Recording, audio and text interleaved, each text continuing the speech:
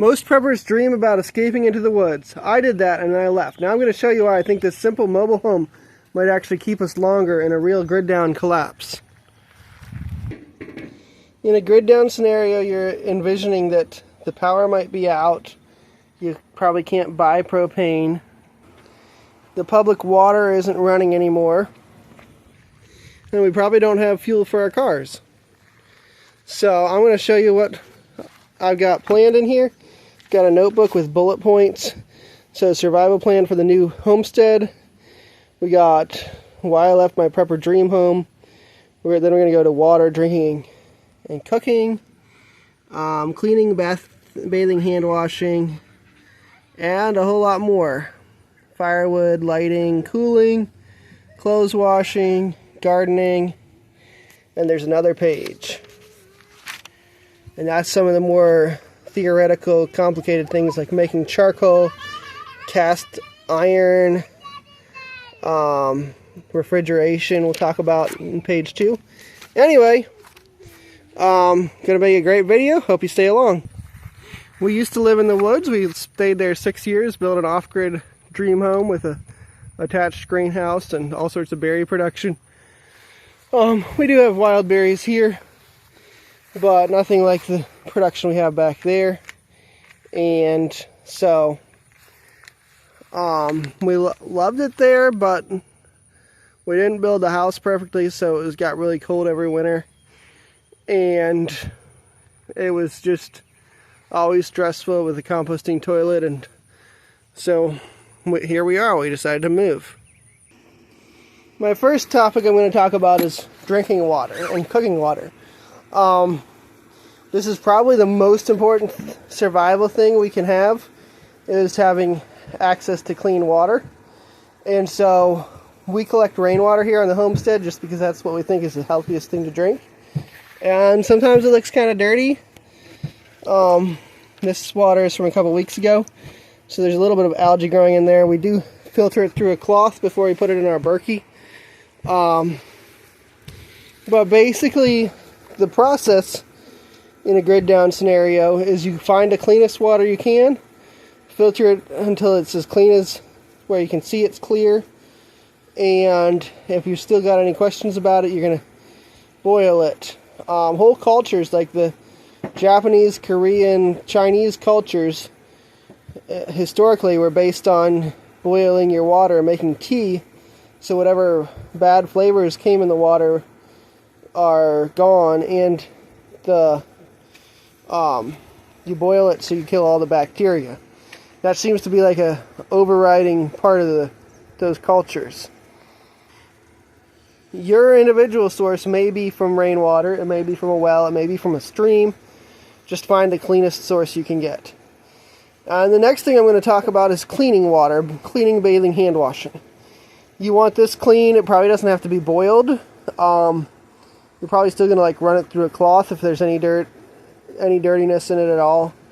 But it's basically the same but not as strict protocols. And then there's toilet flushing water, and irrigation is your third type of water, and that can be bathing water that you just gather up after the bath and use for irrigation or flushing a toilet.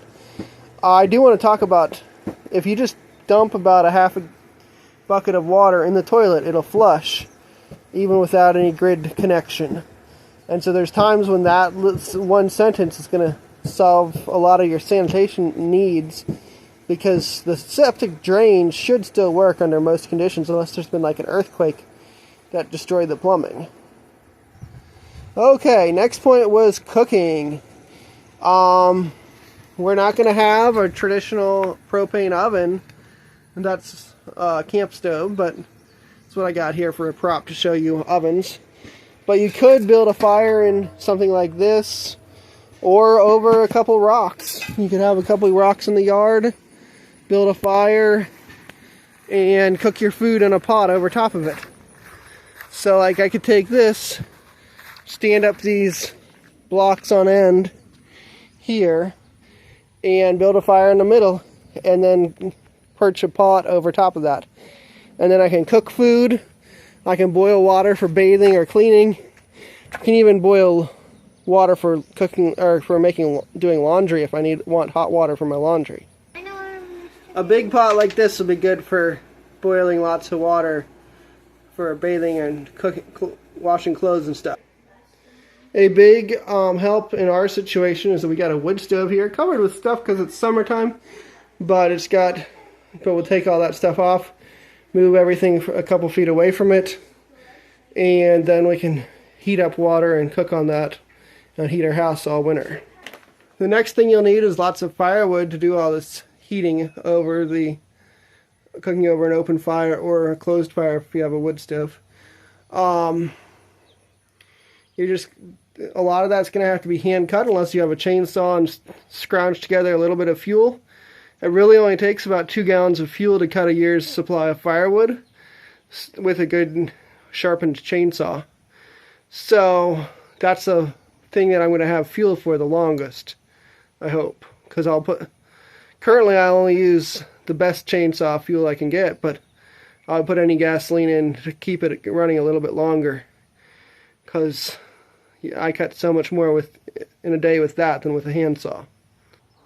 Talking about handsaws, I just wanted to say that you should have one somewhere, because whether you're building something or cutting wood, you're really going to need a handsaw. That's a good thing to have in your prepper kit, but you probably have that if you have any kind of toolbox or anything like that.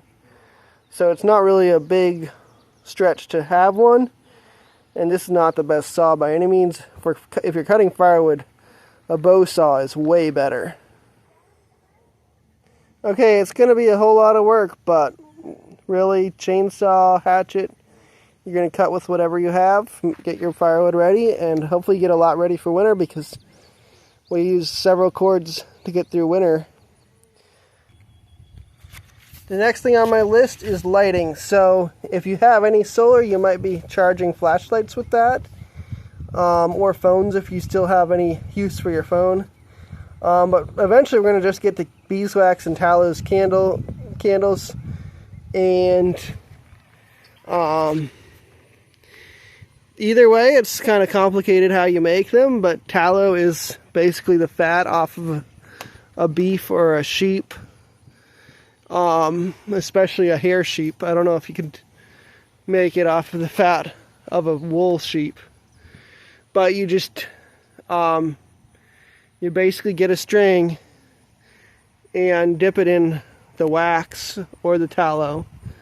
I think you could mix the wax and tallow together to get a better candle, and then like a wick string, so a heavy duty string, and dip that in several times, and then you come out with a candle. And it's a process that'll be a learning experience, but if the grid really goes down, we'll all be learning it eventually. Alright, the next issue I want to talk about is cooling. And so one of the big reasons we actually came to the homestead was to get air conditioning, because it was very difficult to air condition our off-grid homestead. We'd have to run a generator, and that was really loud, and then the air conditioner barely worked anyway. So what you'd be doing once the grid goes down is opening windows. You try to find the best spots in the house to get a breeze, and as the breeze blows through the house, you'd have windows on both sides of whichever prevailing wind you have, and you'd probably live on porches and stuff like that, and in the shade of trees when you can, and because the hottest part of the day is pretty rough, so sitting in the shade might be the right thing to do some days. But in any grid down scenario, you're probably going to have lots and lots of work.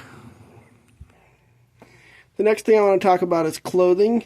And so basically, when it gets cold out, you're going to want to layer several layers on, and hoodies on top. Anyway, using the clothing you already have is going to be the best way to survive almost anything.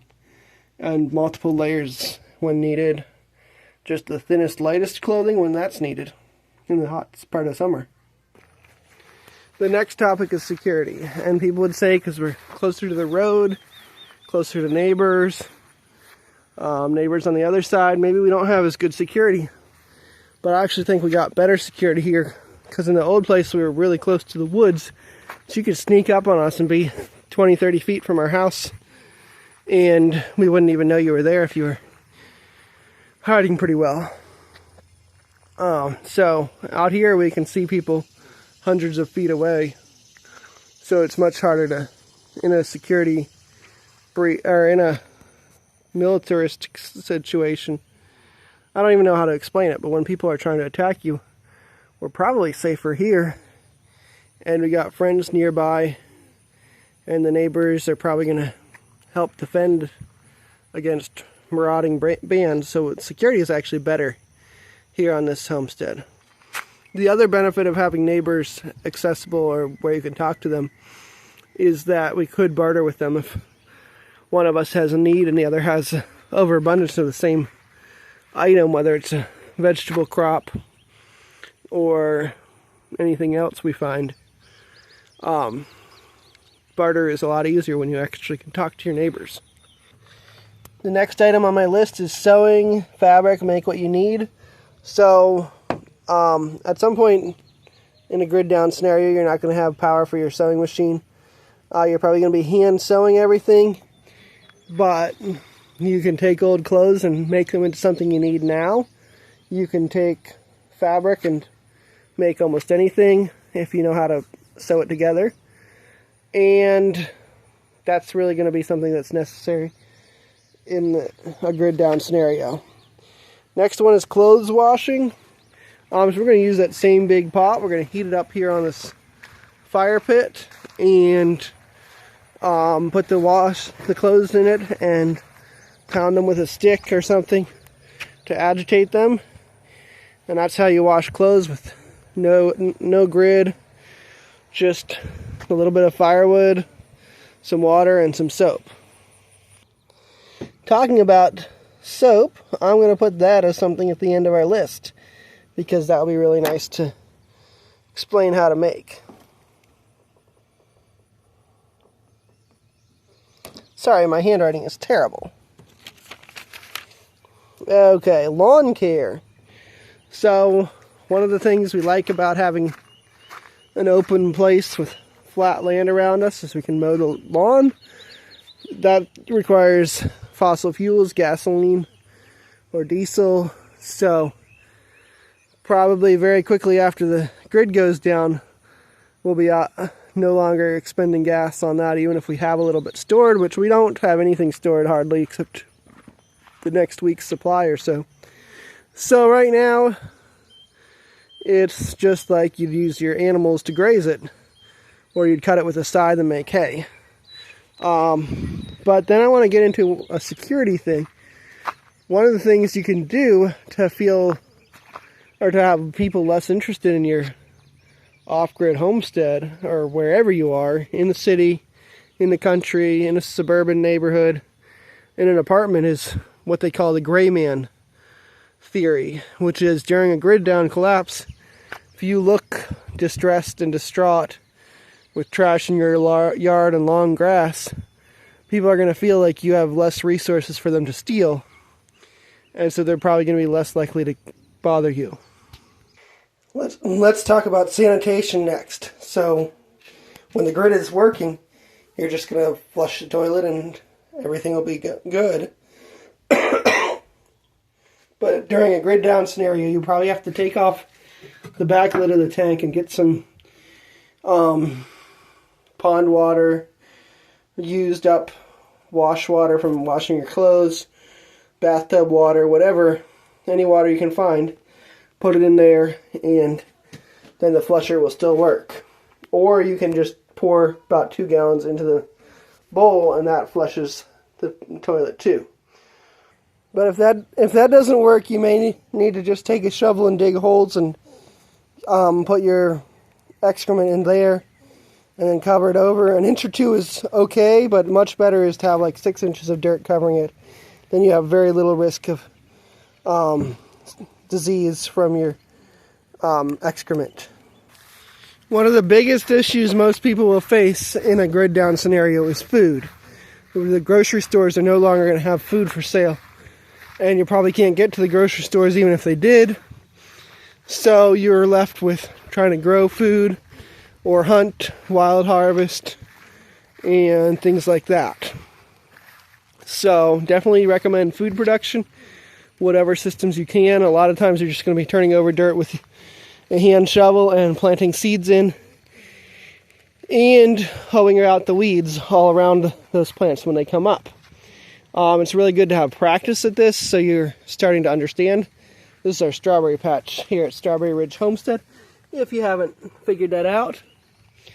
Anyway, so we're going to have lots of strawberries probably. Other things we haven't gotten producing very much of yet. But having experience, knowing how to do it is one of the keys. The next thing I'm going to talk about with gardening is saving seeds. Because really, strawberry plants reproduce in other ways, but most of your crops you have to grow from seed.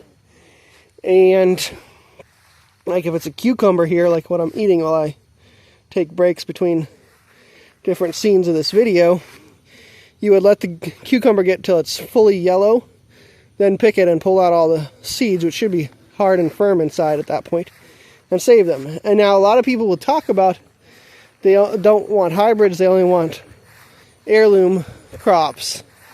And I say in a grid down scenario, you are just growing what you can. So if you think you got a hybrid cucumber, but you still want cucumbers next year or the year after or the year after that, you're going to save the seeds out of a couple of them. You try to have most of your plants just producing food and a couple plants producing seed.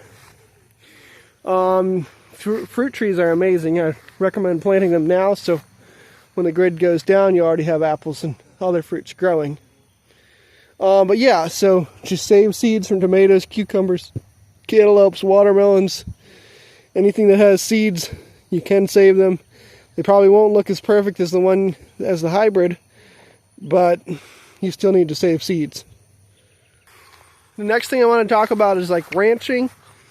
You might have pastures, big, clear, grassy areas where you could raise cows, goats, sheep, or other such animals, but you probably don't.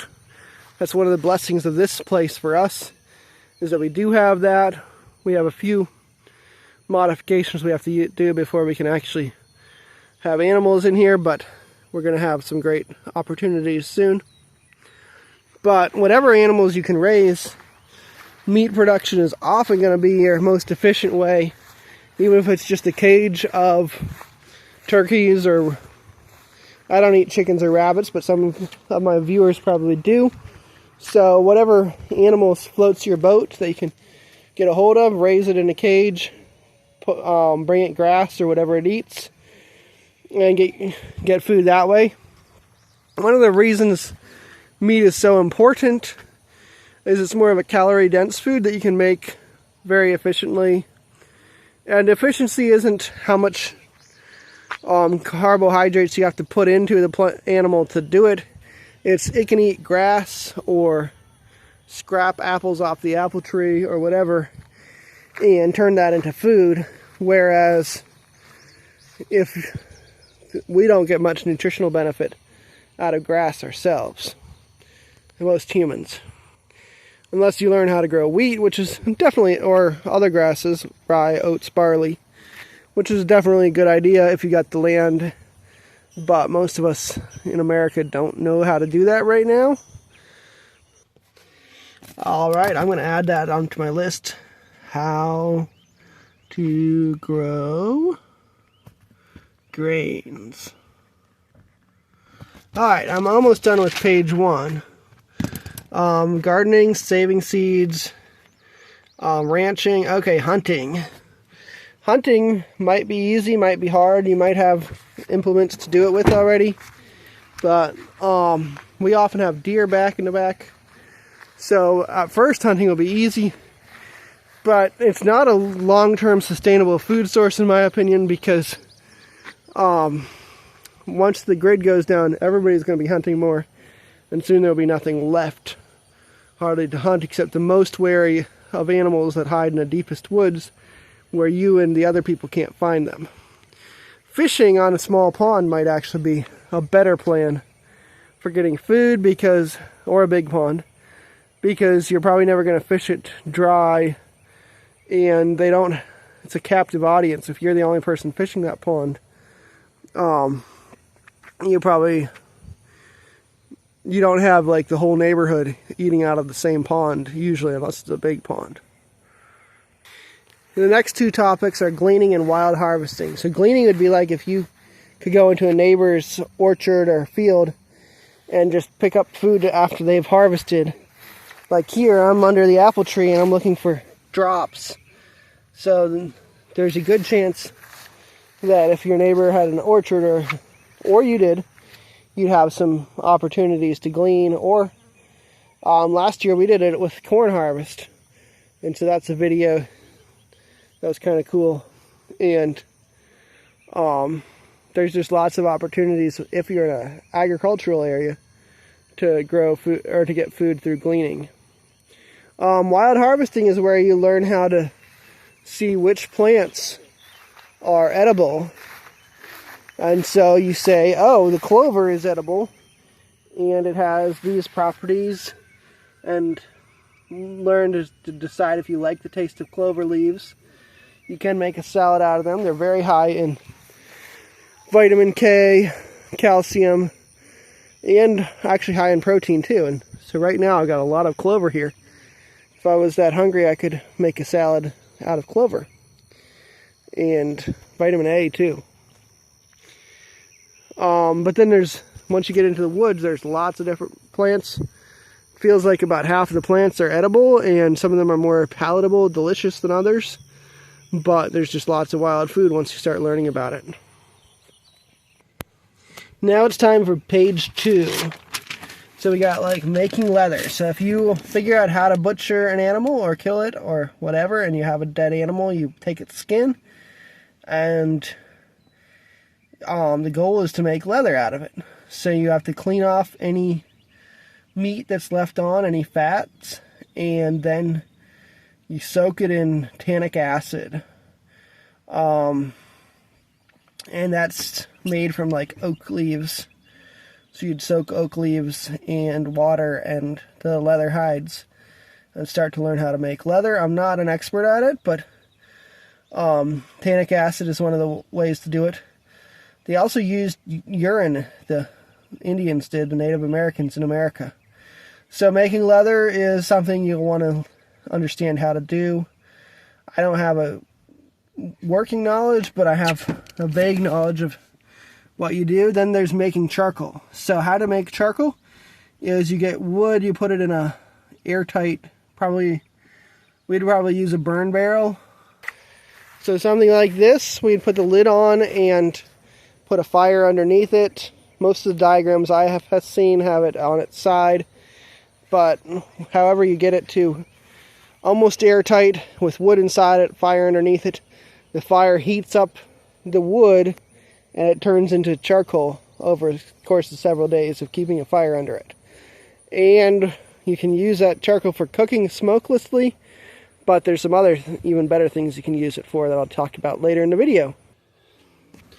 Okay, refrigeration is next. So most of us in a gridded down scenario are living without refrigeration. It's just not possible for most of us. We won't have the logistics ready. A few of us will have a root cellar, a few will have an ice house, a few will have a spring house. I'll describe what those are. So that's the root cellar is the easiest one. You can do it on almost any piece of property. That's where you dig a hole in the ground and make sure it stays about the right humidity. You probably have to have drainage so it doesn't flood. And just get it deep enough that it's the temperature of the earth. That's about 55 degrees. And then you have food stores a lot better in that situation, especially like root vegetables, which is probably the most efficient thing to grow to get your food anyway, so it kind of works together. Then you can store onions, potatoes, garlic, turnips, even carrots possibly in that. Living without refrigeration, I really want to touch on that, but that's basically where you learn or keep your eggs. If you don't wash your eggs, you can keep them on the counter for a couple weeks, but you do have to crack them into an individual bowl so you see that they're actually good before you add them to a container of food. And there's just a lot of things where fruits will last several days on the counter. Meat is really hard to do without refrigeration. You have to smoke it or salt it down, but once you start trying to live without refrigeration, it'll get to where it seems natural eventually, but not at first. The spring house, if you have a spring that flows a lot of water, it comes out at Earth's temperature, 55 degrees, and so you can have like a low shelf that's under a few inches underwater, and you can put jars even of milk in there, and they'll stay cool for quite a while because it's a spring house and the spring is putting 55 degree water around them all the time. The ice house is where you take ice in the winter, and when it's frozen solid, you pack it in with sawdust inside a building that's designed to be well insulated. And a couple weeks ago I made a video about that with a 1850s era ice house I found. So ice houses are really cool, but require a lot of intricate knowledge and practice and experience, or the ice will just melt in the spring if you didn't do it right. And our next topic is basic metalwork. So you have a dead car, so just cut off pieces of your car and screw them together to make whatever you need. But you're probably not going to be ready to give up your car that fast, so I would start with a scrap metal pile. Whatever pieces of metal you have laying around that no longer used, like this is from our furnace. We don't think the furnace works, so we took it out to put a pantry in that spot. But if we needed to make something, we might cut it and possibly use the edges, possibly cut in the middle, and then we have a piece of metal, we can screw it together and make something. I don't know what I'll need to make, but maybe a shovel. That's probably the first thing you need to make, is a shovel, or who knows what, whatever your needs are at the moment. The next thing I'm going to talk about is cast aluminum. I'm not at all sure that this bike is made out of aluminum, but some bikes are. And so you could take a whole bunch of aluminum cans or other aluminum and heat it up with, you need a really hot fire, so you need that charcoal I told you about earlier, and you'd make a mold the shape of whatever you want it to be. You'd probably make it out of wood or sand, and you pour molten aluminum into the mold and it'll come out hopefully in the shape you want.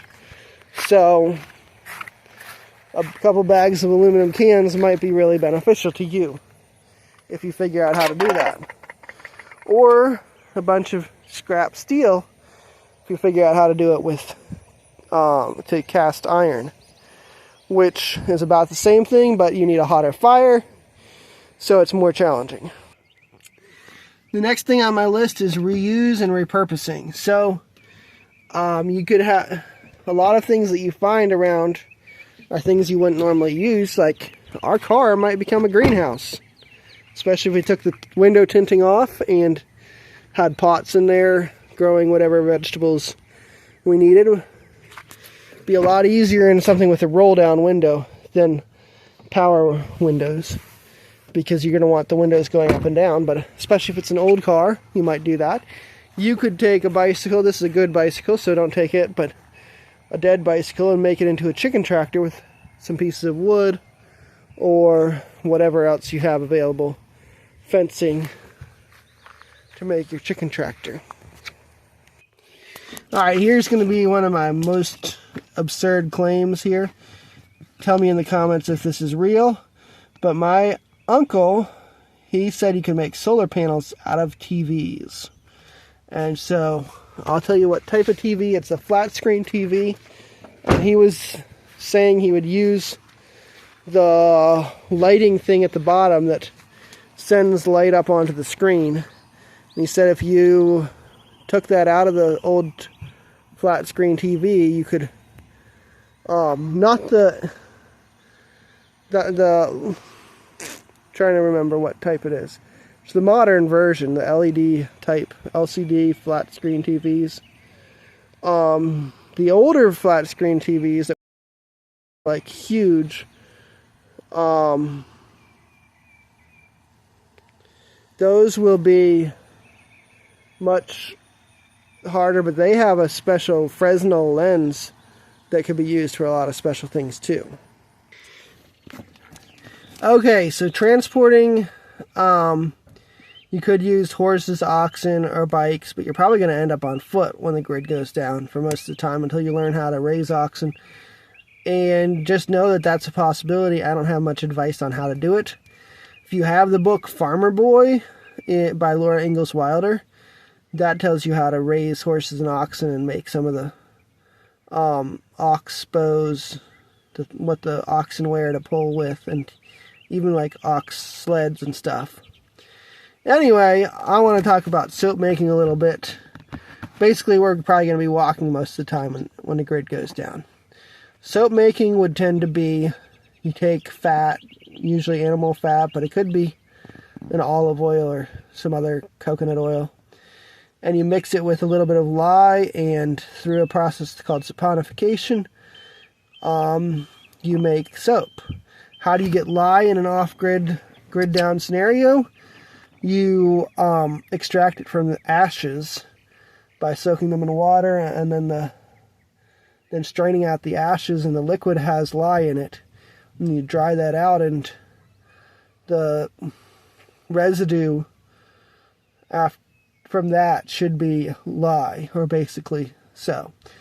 And how to grow grains. So, first thing is you're going to till the soil whatever way you can, probably with your oxen that you don't even have yet. Turn over the soil a little bit, get it ready for seeds. You plant most grains in the fall, some in the early spring, depending on which one it is. Corn you plant after the danger of frost. And that's probably the most easy to harvest grain is corn, and sunflowers, which also is after harvest. But if you do something like a cereal grain like wheat, oats, rye, or barley, those are going to be either fall or spring, depending on the variety you have. And anyway, you plant them and then maybe weed them once, but they outcompete most weeds. And especially if you plant them in the fall, there's not a lot of weed pressure in the fall. And then they've taken over the whole plot by spring. So you'll have almost no weeds, hopefully, in your grain crops. But if you're growing corn and sunflowers, those probably have weeds, so you got to hoe them. Anyway, most of your cereal grains like wheat, oats, rye, and barley have little tiny heads about the size of a finger, and they only have a couple grains in there. And so you got to gather those and thresh them out. And it's a lot of work, but once you learn how to do it, the one thing that's fun at the end is winnowing. When you've threshed out your grain and you have still some fiber in there, some chaff, whatever little pieces of straw in there that you don't want in with your grain, you actually put them in a bucket, and you're going to have 2 buckets, one for the top and one for the bottom. And you pour grain from one bucket to the other where the wind blows through the grain and blows away the chaff while you do it. Anyway, thanks for watching. I'd love to hear what you think of all this in the comments. Any other tips for how to live off-grid and on a grid-style property would be really nice. And I'll see you in the next video.